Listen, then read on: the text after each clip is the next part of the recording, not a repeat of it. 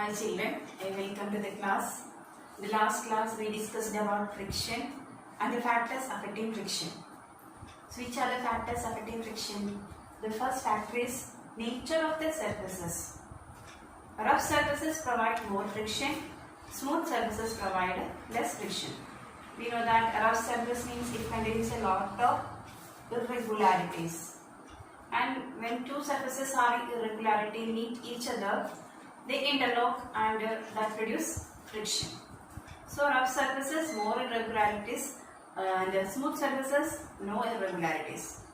Then second factor is weight of the object. When weight of the object increases, friction also increases. That means when weight increases, the object will be pressed more towards the surface. So interlocking will be strong.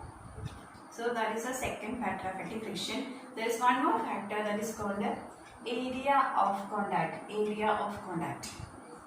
That means when the surface area increases, friction also increases. So one of the way to reduce friction is reduce the surface area. One of the way to reduce the friction is reduce the weight of the object. How to reduce it? Once again, make the surface smooth. So how to increase the friction? Make the surface rough. Increase the weight. Increase the area of contact. These three are the factors affecting friction. Next topic is different types of friction. Friction are two types. That is, one is called the static friction and second one is kinetic friction. What do you mean by static friction? Static friction means when the objects are at rest, that means an object is at rest on the surface of another object, then there is a friction between the two surfaces. And that friction is called static friction. Here the object is not moving. The second one is kinetic friction. Kinetic friction means when an object moves over the surface of another object, the friction acting between the surfaces is called kinetic friction. So depending upon this objects, there are static friction and kinetic friction. Static means friction means when an object is at rest over the surface of another object, then the friction acting between them is called static friction. When an object is moving on the surface of another object, the friction is called kinetic friction. Kinetic friction is also divided into two types. They are sliding friction and rolling friction. An object can move in two ways. That means it can slide over the surface of another object. For example, when you push a table or pull a table, the legs of the table, it slides over the surface of the floor. So that type of motion is called as sliding. So when it slides, then the friction between the two objects is called as sliding friction. The next one is rolling friction. That means when an object rolls over the surface of another object, the friction acting between them is called a rolling friction. And when you compare the values of sliding friction and rolling friction, sliding friction is greater than rolling friction.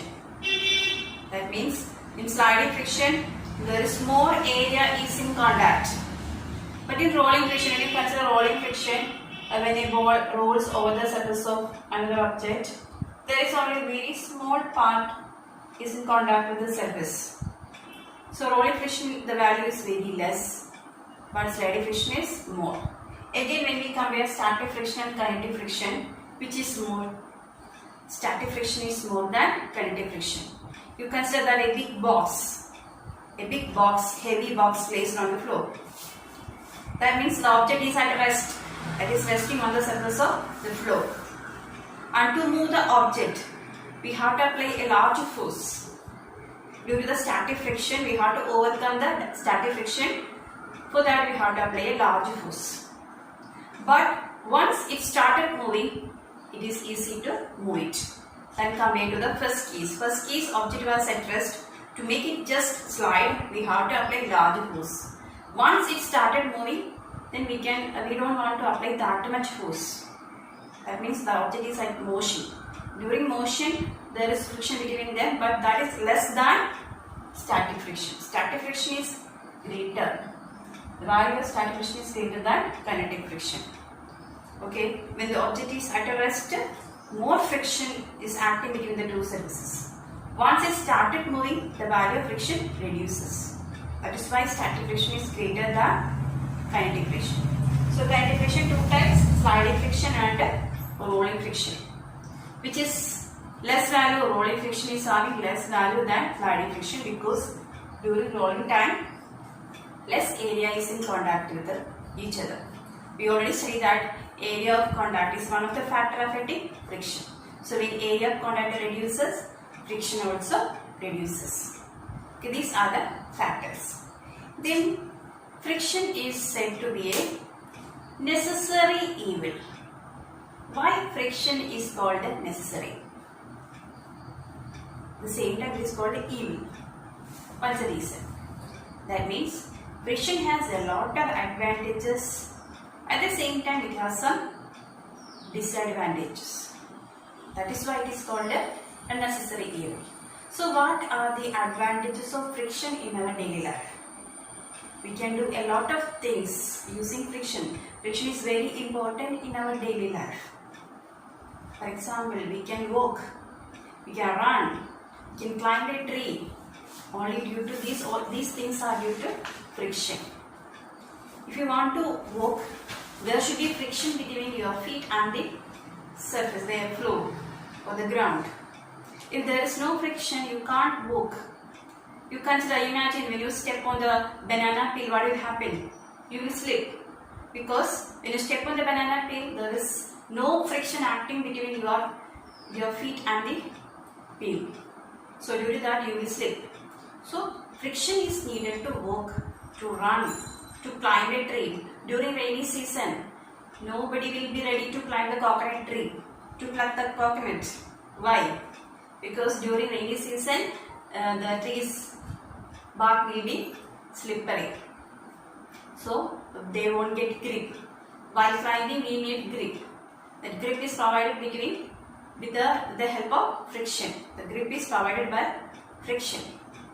So friction helps us to climb the trees. If you want to write something, you have to hold the pen, and there should be friction between your fingers and the pen. Then only you can hold it properly. Otherwise, it will slip from your hand.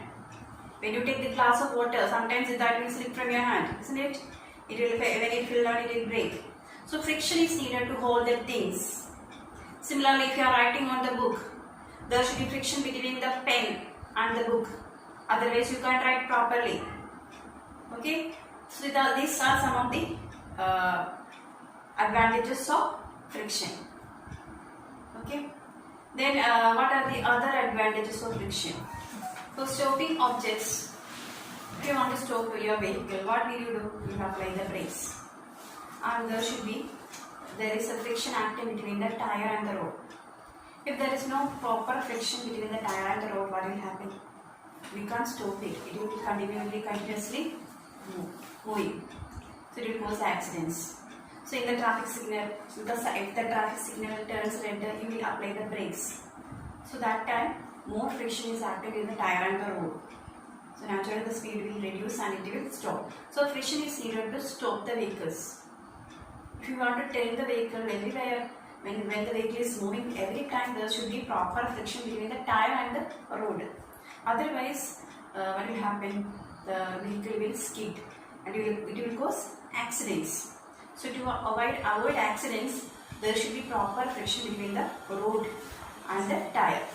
If the tire is not at good condition, they won't get a proper friction. Advantages of friction: it helps us to walk, run, climb the trees. It helps us to hold the objects. It helps to stop vehicles, tame the vehicles. It helps in the construction of buildings. If there is no proper friction, we can't build any house, any buildings. It helps to light the matchstick. You know that the matchbox, one side you will rub with the stick.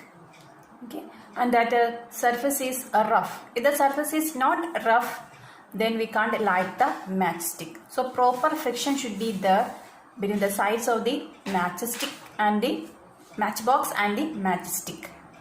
Okay. Then, what are the disadvantages of friction?